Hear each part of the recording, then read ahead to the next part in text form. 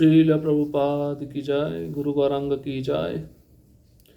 कल के सत्र में हमने सुना था किस प्रकार से चैतन्य महाप्रभु ने श्रीनिवास आचार्य को सांत्वना प्रदान की।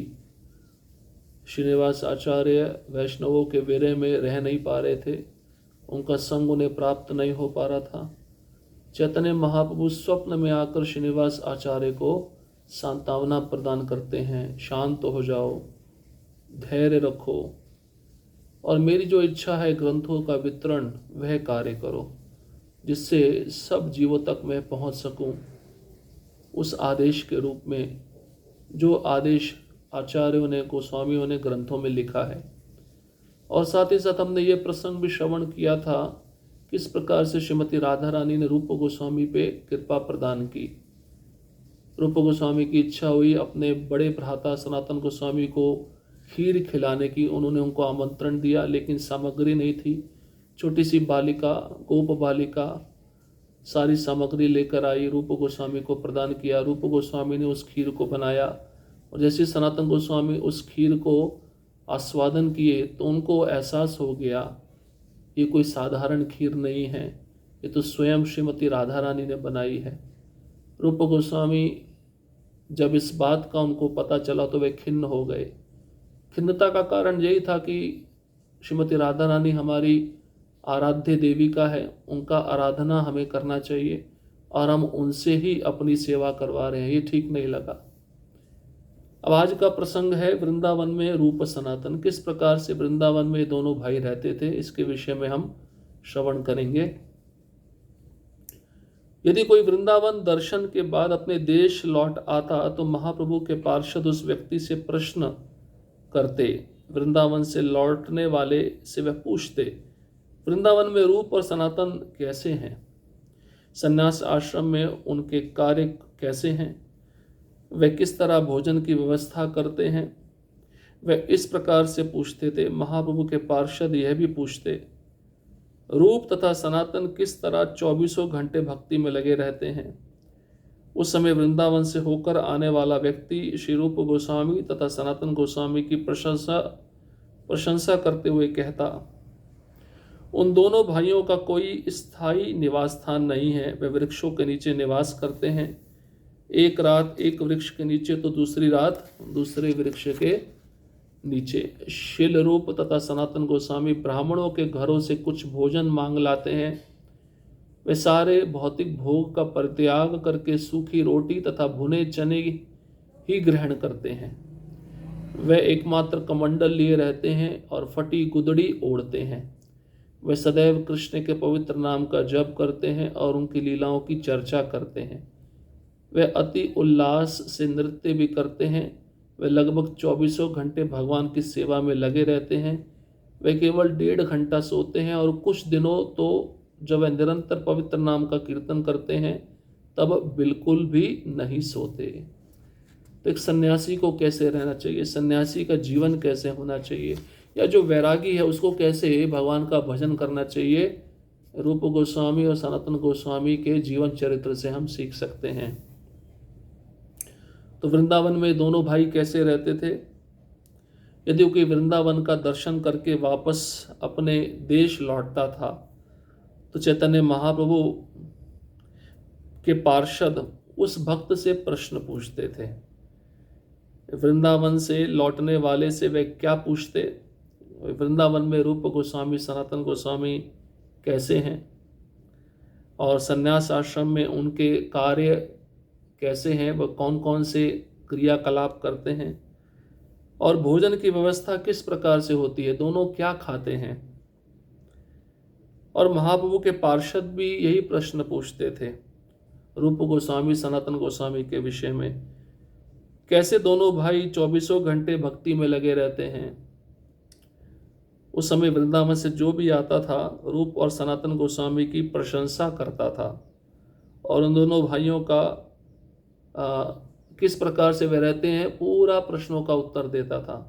और उत्तर यही होता था कैसे रहते हैं, उनका कोई स्थायी निवास स्थान नहीं है, उन्होंने कोई अपना घर नहीं बनाया, उनका निवास स्थान है वृंदावन के वृक्ष। एक रात एक वृक्ष के नीचे व्यतीत करना, फिर दूसरी रात दूसरे वृक्ष के नीचे व्यतीत करना, तीसरी रात तीसरे वृक्ष के नीचे व्यतीत करना। उस समय वृंदावन जंगल होता था, पेड़ ही पेड़ होते थे, घने पेड़।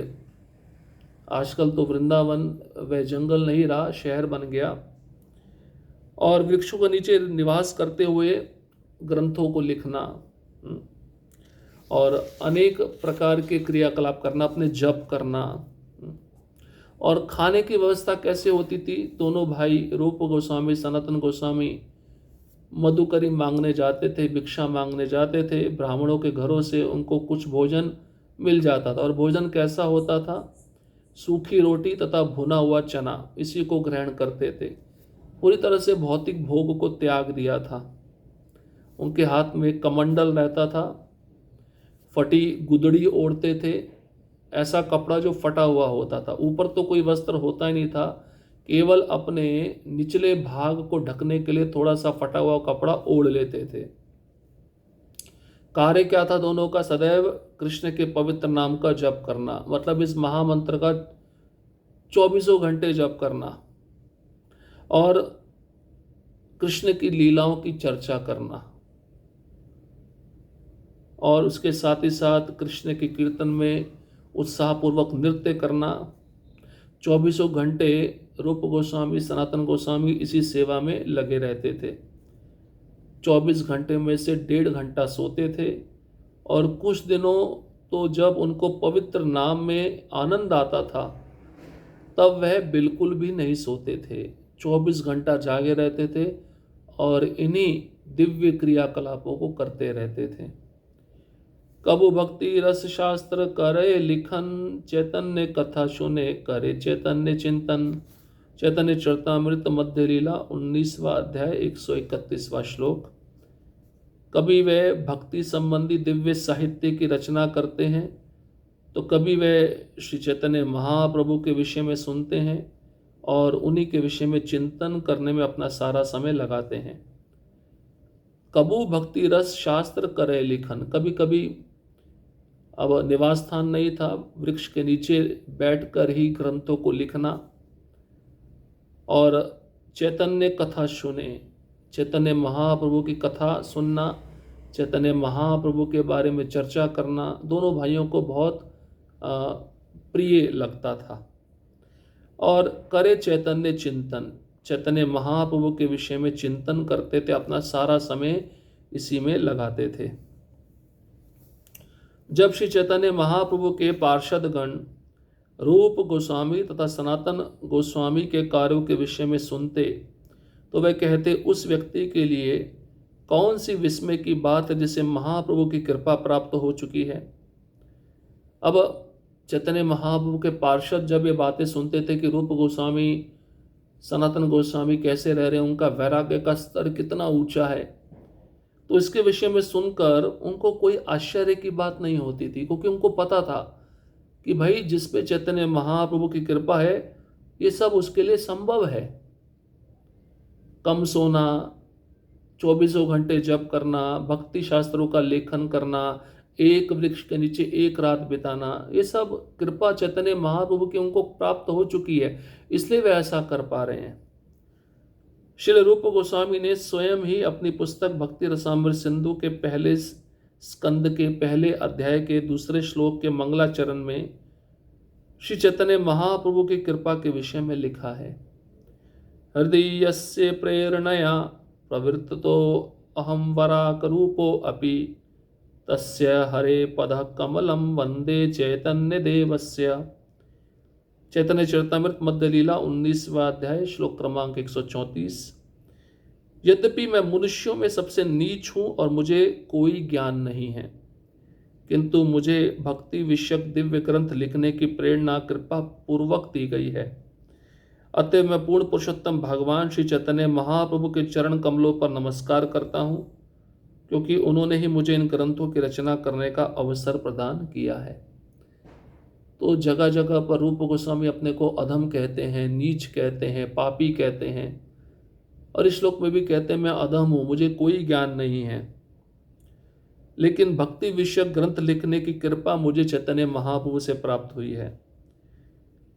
इसलिए मैं पूर्ण पुरुषोत्तम भगवान श्री चैतन्य महाप्रभु के चरण कमलों पर नमस्कार करता हूँ, उन चरण कमलों की वंदना करता हूँ, क्योंकि उन्हीं चरण कमलों ने मुझे प्रेरणा दी है इन ग्रंथों की रचना करने की, मुझे एक अवसर प्रदान किया। उनकी कृपा से मैं लिख पा रहा हूँ।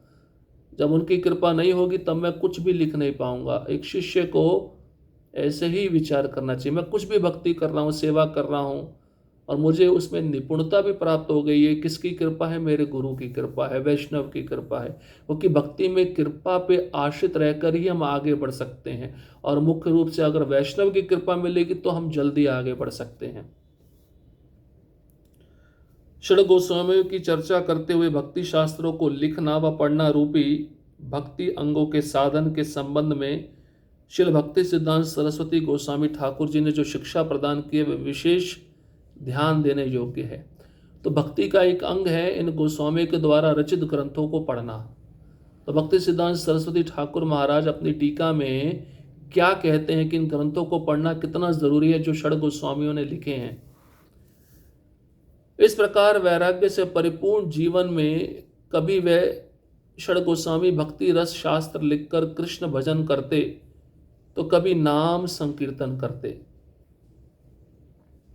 तो किसी समय गौर लीला स्मरण मनन के द्वारा कृष्ण भजन करते। प्राकृत सहजियाओं में ऐसा विश्वास बड़ा प्रबल है कि भक्ति शास्त्र लिखना व पढ़ना परित्याग करके अपने आप को मूर्ख बनाने के लिए शास्त्रादि की चर्चा से छुट्टी ले लेना ही भक्ति का साधन है। परंतु श्री रूपानुग भक्तों की इस प्रकार की व्यर्थ की बातों में कोई आस्था नहीं है। हाँ, साधुओं का शास्त्र लिखना या पढ़ना आदि धन कमाने, जड़ेंद्रिया तर्पण करने, जड़ीय मान सम्मान या पूजा लाभ अथवा अन्य किसी तुच्छ भौतिक उद्देश्य के लिए है तो वह गलत है। वह उसे तो भक्ति लता के साथ उपजी उपशाखा ही कहा जाएगा। इस प्रकार के भ्रष्टाचार परायण व्यक्ति का कभी भी मंगल नहीं होगा। वास्तविक श्रीमद् रूपानुग भक्तों में इस प्रकार के तुच्छ फलों को प्राप्त करने की कर्म वासना नहीं होती।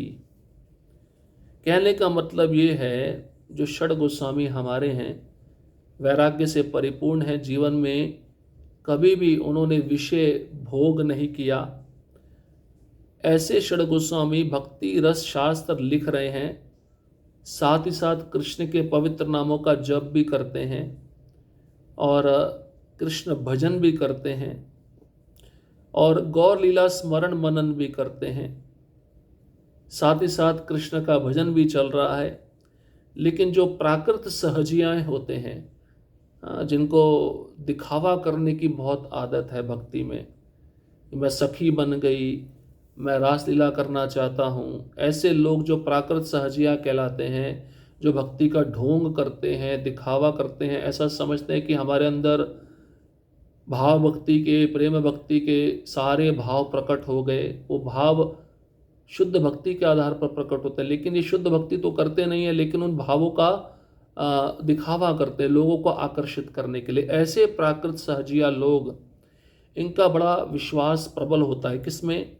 भाई भक्ति शास्त्र लिख के क्या मिलेगा, भक्ति शास्त्र को पढ़ के क्या मिलेगा। इसलिए वह शास्त्र लिखते भी नहीं है, पढ़ते भी नहीं है। किनके बारे में चर्चा हो रही है? प्राकृत सहजियाओं के बारे में।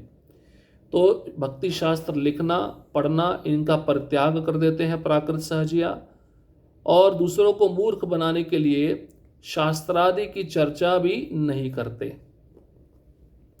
इससे छुट्टी ले लेते हैं और सोचते हैं भक्ति का साधन यही है, ना शास्त्र लिखना हो, ना शास्त्र पढ़ना हो, ना शास्त्र की चर्चा हो। तो प्रकृति सहजियाओं के 3 लक्षण हैं। दिखावे के रूप में सारे संसार को आकर्षित करने के लिए ढोंग करेंगे भक्ति का, लेकिन शास्त्र नहीं पढ़ेंगे, शास्त्र लिखेंगे भी नहीं, शास्त्र की चर्चा भी नहीं करेंगे। लेकिन जो रूपानुग भक्त होते हैं, रूपानुग मतलब जो रूप गोस्वामी के पदचिन्हों पर चलने वाले भक्त होते हैं, वह इस प्रकार के व्यर्थ की बातों में कोई आस्था नहीं रखते। तो श्रील प्रभुपाद जी ने हमें सिखाया है, अगर हम भक्ति में प्रगतिशील हो जाएं तो गुरु की आज्ञा लेकर हम भी ग्रंथ लिखने चाहिए। अगर ग्रंथ अगर लिख नहीं सकते तो पढ़ना चाहिए। कम से कम ग्रंथों को पढ़कर फिर आपस में बैठ के चर्चा करनी चाहिए। तो साधक का शास्त्र लिखना, पढ़ना, अगर वो शास्त्र लिख रहा है, पढ़ रहा है, किस उद्देश्य से? धन कमाने के लिए, अपनी इंद्रियों को भोग करने के लिए, मान सम्मान पाने के लिए, पूजा लाभ प्राप्त करने के लिए, ये सब तुच्छ भौतिक उद्देश्य हैं, ये सब गलत हैं। ये सब करने से उस साधक की भक्ति लता के साथ उपजी उपशाखा तर्पण हो जाएगी, उसको पानी मिल जाएगा और मूल भक्ति लता बीज सूख जाएगा। तो जो साधक अवस्था में है, जो साधना वैदिक भक्ति को स्वीकार किए है, ग्रंथ लिखना अच्छा है, लेकिन ग्रंथ लिखना, उसका चर्चा करना लोगों के समक्ष, उद्देश्य अगर ऐसा है कि धन कमाया जाए, इंद्रियों का भोग किया जाए, मान सम्मान पाया जाए, पूजा लाभ प्राप्त किया जाए, ये सब करने से उसको कुछ लाभ नहीं होगा। अगर ऐसा वह कर रहा है ग्रंथ लिख के, रूपानुग भक्त, उसका उद्देश्य ये सब चीज़ें प्राप्त करने का है, तो उसकी मूल भक्ति लता सूख जाएगी, उपशाखा बढ़ जाएगी, कभी भी शुद्ध भक्ति के मार्ग पे वह स्थिर नहीं हो पाएगा। तो ये सब करने से ऐसा व्यक्ति कभी भी, उसका कभी मंगल नहीं होता, अच्छा नहीं होता। इसको भ्रष्टाचार परायण व्यक्ति कहते हैं। परायण मतलब आश्रित, समर्पित। तो ऐसा साधक जो ग्रंथ लिखता है, दूसरों को सुनाता है केवल मान सम्मान पाने के लिए, पूजा लाभ प्राप्त करने के लिए, ऐसे साधक को भ्रष्टाचार परायण व्यक्ति कहा जाता है। ये भक्ति सिद्धांत सरस्वती ठाकुर श्रील प्रभुपाद जी कह रहे हैं। तो रूपानुग भक्त, मुख्य रूप से इस्कॉन के भक्त, उनको ये सब कार्य त्याग देने चाहिए। उनको सब तुच्छ फलों को प्राप्त करने के लिए कर्म वासना नहीं करनी चाहिए। ये सब तुच्छ फल है ना, मान सम्मान पाना, पूजा लाभ प्राप्त करना, मेरी स्तुति हर कोई करे, ये भक्त का लक्षण नहीं है। भक्त को तो अपनी स्तुति कभी सुननी भी नहीं चाहिए। वृंदावन में श्री राधा दामोदर मंदिर के पीछे श्री रूप गोस्वामी का मूल समाधि मंदिर और भजन कुटीर स्थित है। इसके अलावा नंदगांव के निकट टेर कदम में श्री रूप गोस्वामी की भजन कुटीर स्थित है, जहाँ उन्होंने भक्ति रसामृत सिंधु ग्रंथ की रचना की थी। भाद्र मास की श्री झूलन एकादशी के अगले दिन अर्थात शुक्ल द्वादशी के दिन श्री रूप गोस्वामी जी ने अपनी जागतिक लीला संवरण की थी। तो रूप गोस्वामी जी का समाधि भजन कुटीर आज भी राधा दामोदर मंदिर में है। उसी मंदिर में श्रील प्रभुपाद जी काफ़ी लंबे समय तक रहे थे। भागवतम के प्रथम स्कंद पे उन्होंने टीका भी लिखी थी। जब जब प्रभुपाद जी वृंदावन जाते तो उसी मंदिर में रुकते, रूप गोस्वामी की कृपा प्राप्त करते। और आज रूप गोस्वामी की कृपा से प्रभुपाद जी ने पूरे संसार में कृष्ण भावना अमृत को फैलाया है। और इसके अलावा नंदगांव में टेर कदम में रूप गोस्वामी का भजन कुटीर है। भजन कुटीर वृंदावन में भी है, राधा दामोदर मंदिर में समाधि भी है, भजन कुटीर भी है, लेकिन एक और भजन कुटीर नंदगांव में टेर कदम पे है, जहाँ पे उन्होंने भक्ति रसामृत सिंधु लिखा था। तो ऐसे ग्रंथों की रचना रूप गोस्वामी नंदगांव में करते थे। और भाद्र मास की जो झूलन यात्रा आती है, एकादशी का अगला दिन द्वादशी, उसी दिन रूप गोस्वामी संसार से प्रयाण कर गए, अपनी लीला को संवरण कर दिया, समाप्त कर दिया और पुनः चैतन्य महाप्रभु की लीला में प्रवेश कर गए। तो रूप गोस्वामी को बहुत विरह होता था अपने बड़े भाई सनातन गोस्वामी से, क्योंकि सनातन गोस्वामी पहले जा चुके थे और उस विरह के कारण वह समर्थ नहीं हो पाए अपने को इस भौतिक जगत में रखने के लिए। तो उन्होंने किस प्रकार से अपना दिव्य शरीर त्यागा और किस प्रकार से भगवान की लीला में प्रस्थान किया, उसको हम अगले सत्र में श्रवण करेंगे, जिसका शीर्षक हुआ श्री रूप विरह। रूप गोस्वामी विरह में आकर किस प्रकार से अपने बड़े भ्राता के विरह में, श्रीमती राधा रानी और कृष्ण के विरह में किस तरह जीवन बिताते थे, उसको हम अगले सत्र में श्रवण करेंगे। हरे कृष्णा कृष्ण कृष्ण हरे हरे, हरे राम राम राम हरे हरे। श्रील प्रभुपाद की जय, गुरु गौरांग की जय।